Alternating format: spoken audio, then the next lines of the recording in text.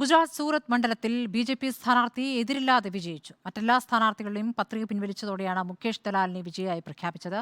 കോൺഗ്രസ് സ്ഥാനാർത്ഥിയുടെ പത്രിക ഇന്നലെ തള്ളിയിരുന്നു. നോബിൾ മാരിക്കാരൻ വിവരങ്ങളുമായി. നോബിൾ, എന്താണ് വിശദാംശങ്ങൾ?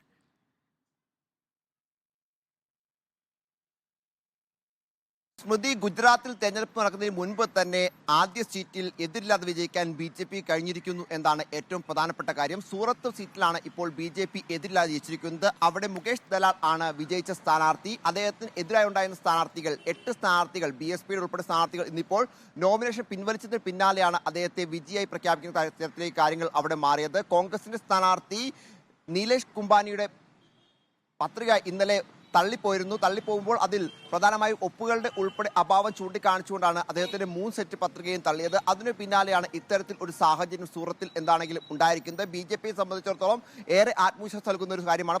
എന്തുകൊണ്ടാണ് മറ്റ് സ്ഥാനാർത്ഥികൾ പത്രികകൾ പിൻവലിച്ചത്? സാധാരണഗതിയിൽ ഒരു അസാധാരണ സാഹചര്യം തന്നെയാണ് സംഭവിച്ചിരിക്കുന്നത്. കോൺഗ്രസ് സ്ഥാനാർത്ഥിയുടെ പത്രിക തള്ളി, ബാക്കിയുള്ളവരെല്ലാവരും പത്രിക പിൻവലിക്കുന്നു. എന്തുകൊണ്ട്?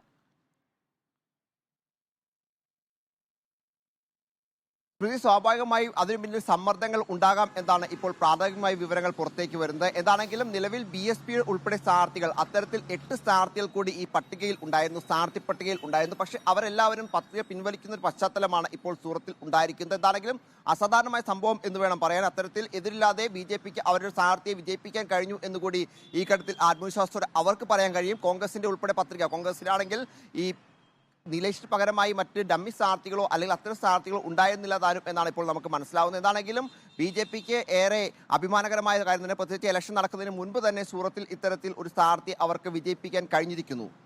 ശരി, സൂറത്തിൽ BJP സ്ഥാനാർത്ഥി ഏകപക്ഷീയമായ വിജയത്തിലേക്ക് എത്തിയിരിക്കുന്നു. ബാക്കി എല്ലാ സ്ഥാനാർത്ഥികളും പത്രിക പിൻവലിച്ചതോടുകൂടിയാണ് BJP സ്ഥാനാർത്ഥിയെ വിജയിയായി പ്രഖ്യാപിച്ചിരിക്കുന്നത്.